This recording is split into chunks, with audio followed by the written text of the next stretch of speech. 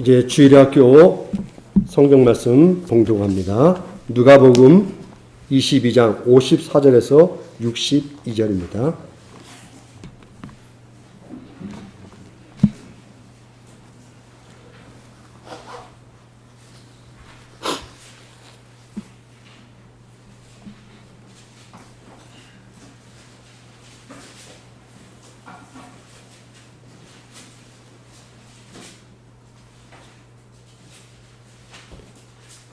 주일학교는 쉬운 성경으로 봉독합니다. 어른들은 여러분 성경 보시면 됩니다. 그들은 예수님을 체포하여 대제사장의 관사로 데리고 갔습니다. 베드로도 그들과 멀찍이 떨어져서 뒤따라 갔습니다. 사람들이 정원 한가운데 불을 피우고 둘러 앉았습니다. 베드로도 그들과 함께 앉았습니다. 하녀 하나가 모닥불 곁에 앉아있는 베드로를 보고 노려보며 말했습니다. 이 사람도 예수와 함께 있었어요. 베드로가 부인하며 말했습니다. 여보시오, 나는 예수를 모르오. 조금 후에 또 다른 사람이 베드로를 보고 말했습니다. 당신도 그들과 한패요. 그러자 베드로가 말했습니다. 이 사람아, 나는 아니야. 약 1시간 후에 다른 사람이 주장했습니다. 분명히 이 사람도 예수와 한패요. 이 사람도 갈릴리 출신이니까. 그러자 베드로가 말했습니다. 여보시오, 나는 당신이 무슨 말을 하는지 알지 못하고. 베드로가 말하고 있을 때 닭이 울었습니다. 주께서 돌아서서 베드로를 보셨습니다. 베드로는 주께서 오늘 닭이 울기 전에 너가 나를 3번이나 모른다 부인할 것이다 라고 하셨던 말씀이 기억났습니다. 그래서 베드로는 밖으로 나가서 몹시 울었습니다.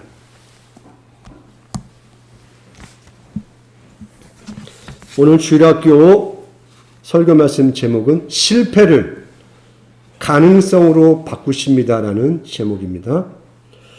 우리 어른들은 이미 몸으로 체득하고 경험한 내용인데 여러분 앞으로 살아갈 시간과 많은 사건들이 놓여 있어요.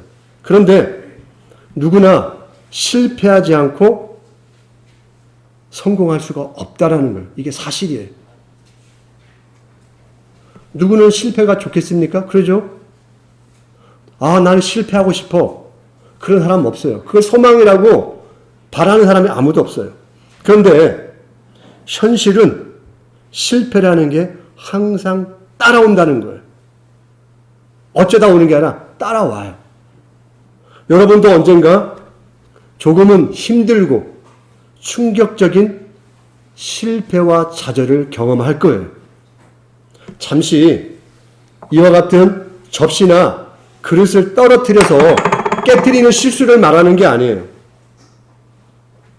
정말 눈물을 흘리고 때로는 힘들 때 자기 머리카락을 쥐어뜯거든요. 아직 머리카락 쥐어뜯어보지 않았죠. 머리카락을 쥐어뜯어보고 가슴을 치는 슬픔과 좌절을 사람은 경험하게 되어 있어요. 우리나라의 한국과학기술대학교 카이스트 들어봤죠? 카이스트에는 아주 재밌는 연구소가 하나 있어요. 이 연구소를 세우신 분이 17대 총장인데 이광형 교수님이에요. 근데 이분이 어떤 연구소를 세웠냐? 여러분도 보기에 이해가 안 될 거예요. 실패 연구소를 세우셨어요. 처음으로 카이스트에. 그러면서 이분이 총장으로 취임할 때 한 가지 약속을 했어요. 80% 성공의 가능성이 있는 모든 연구는 지원하지 않겠습니다. 선언했어요. 사람들이 뻥 하지 않겠어요? 아니, 성공하고 잘할 수 있는 곳에 연구비를 줘야 하는데 이분이 실패 연구소를 세우고 80% 이상의 성공 가능성이 있는 모든 연구 프로젝트에는 지원하지 않습니다. 그럼 이 말은 무슨 말이에요? 완전히 새로운 것, 이 세상에 없는 것에 도전하려면 반드시 실패할 수밖에 없다. 나는 이러한 연구 과제에만 지원하겠습니다. 우리는 실패로만 볼 수밖에 없잖아요. 우리 현실이잖아요. 여러분도 그렇죠? 시험 점수 잘못 보면 어때요? 마음에서. 아, 기쁘다 그래요? 아, 나는 끝난 것 같아. 이미 중학생도 끝났대, 자기 인생이. 그 월 학과 한 번 잘못 봤다고. 실패를 단순히 패배로 간주하지 않고 교훈을 주는 성공으로 재해석할 때 실패해서 무언가를 배우라는 거예요. 뭐 과학기술 때는 무엇을 하는 곳이에요? 뭔가 도전하고 실험하고 새롭게 연구 과제를 한번 해보는 거잖아요. 그럼 한 번에서 성공만 하는 사람만 지원해주면 그게 발전할 수 있겠어요? 우리가 상식적으로 생각해봐도 아마 10번 하면 9번 실패할 거예요. 그럼 그 한 번에 성공을 하기 위해서 실패를 인정하고 장려를 해야겠죠. 그러지 않으면 새로운 것들이 만들어내지 수 있지 않겠습니까? 오늘 여러분에게 이제 직접적으로 보여줄 걸 제가 가지고 나왔어요. 한 예를 하기 위해서. 이게 뭐예요? 간단한 거죠. 우리 메모지. 이게 뭐라고 불러요? 내가 필요한 거 있으면 써서 붙이잖아요. 이거 뭐라고 불러요? 포스트잇이라고 부르죠. 이게 어떻게 만들어진지 알아요? 이거 3M 회사에서 만들었는데 이 접착제를 만든 사람이 스펜서 실바라는 화학자예요. 제가 이 사건을 예전에 들었었는데 원래 이 사람이 한번 접착제를 붙이면 다시 떨어지지 않는 접착제를 만들려고 했었던 사람이었어요. 실험하고 실험했는데 자기가 만든 접착제는 떨어지는 거예요. 제대로 붙지도 않고. 그런데 이 사람이 자기가 만든 접착제가 무엇을 발견했냐면 붙였다가 떨어지는데 자국이 안 남는 거예요. 그리고 자기가 만든 접착제를 손으로 이렇게 대보니까 이 접착력이 그만큼의 접착력이 다시 없어지지가 않는 거예요. 너무 신기한 거예요. 그래서 회사에게 실패를 했는데 이 실패한 연구 과제를 막 소문을 냈어요. 뭐라고 냈느냐? 내 것은 떼었다, 붙였다 할 수가 있다. 흔적이 남지 않는다. 반복해서 사용할 수 있다. 이 포스트잇은 여러분 이곳에서 떼었다가 이곳에서 붙고 뭐 목사님 이마에 붙이면 여기도 붙어요. 그런데 이 접착력이 없어지지가 않아요. 그걸 유지하는 거죠. 이걸 이야기했는데 이 회사에게 뭐가 필요했어요? 한번 붙이면 안 떨어져야 돼. 그 필요했기 때문에 이걸 듣지 않았어요. 그런데 이때 한 사람, 아서 프라이라는 사람이 그걸 기억하고 있었어요. 이 사람이 이제 성가대, 교회가 성가대였어요. 성가대에서 이제 성가대장이 찬송가를 어디 하고 미리 불러주자는 이렇게 목사님들 이렇게 있죠? 표시되어 있죠? 이게 없을 때 종이를 끼워놨어요. 오늘 270장. 근데 부르다 보니까 자꾸 떨어지는 거예요. 짜증이 났어요.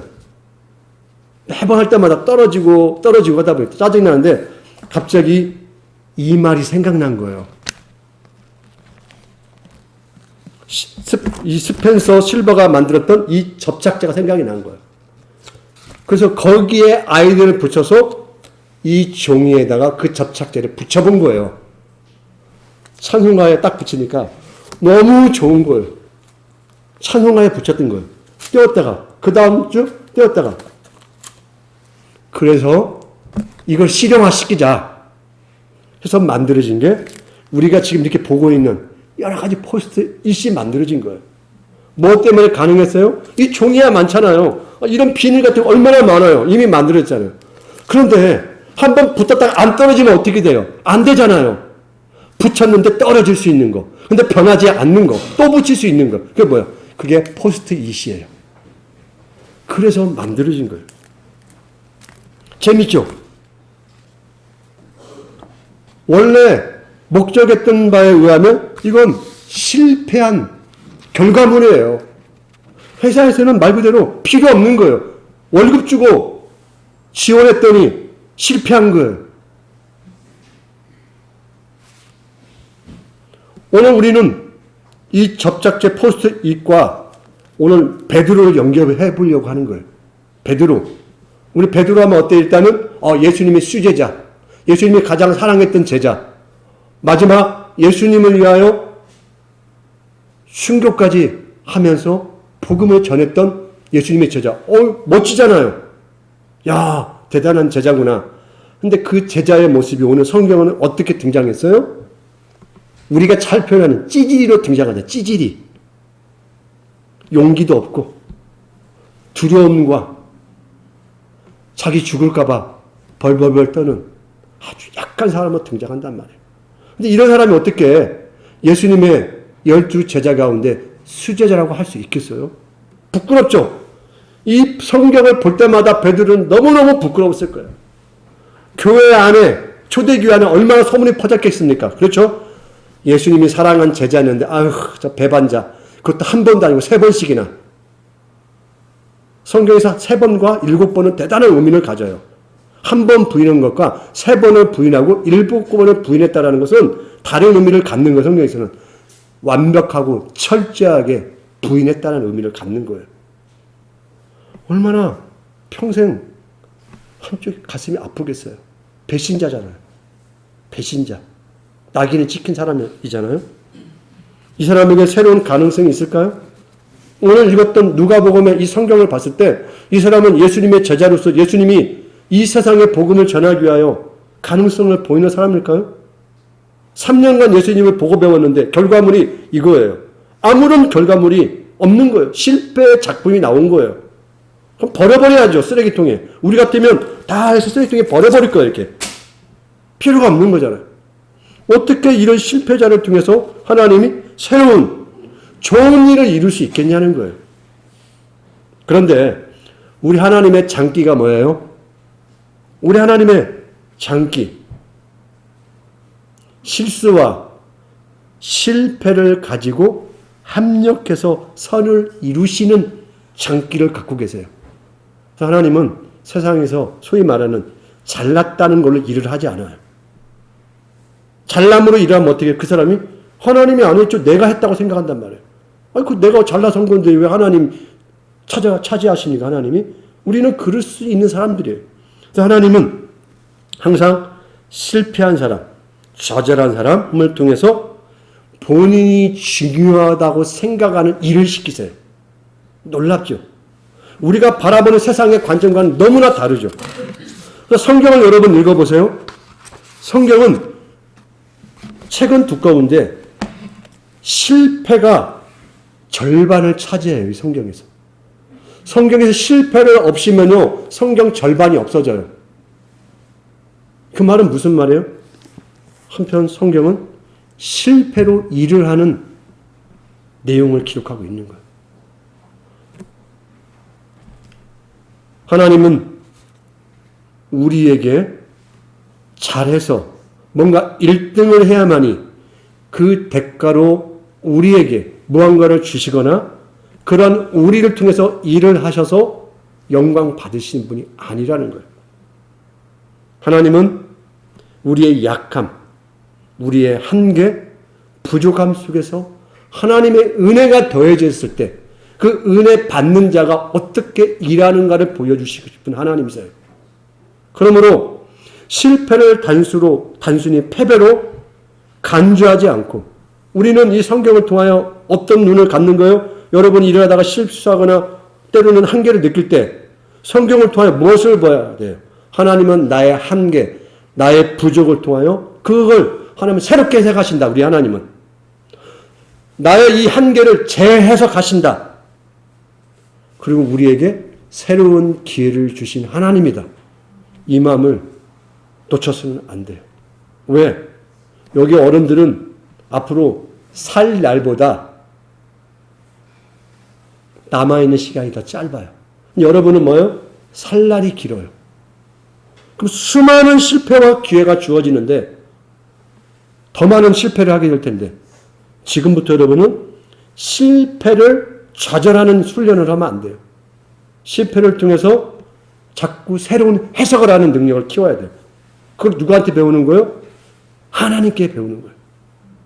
우리 하나님은 그렇게 해석하시고 여러분을 그렇게 바라보고 여러분의 그런 새로운 기회를 주시는 하나님이다. 그 믿음을 가지고 하루하루를 성실하게 잘 감당하는 우리 주일학교 여러분이 되었으면 합니다.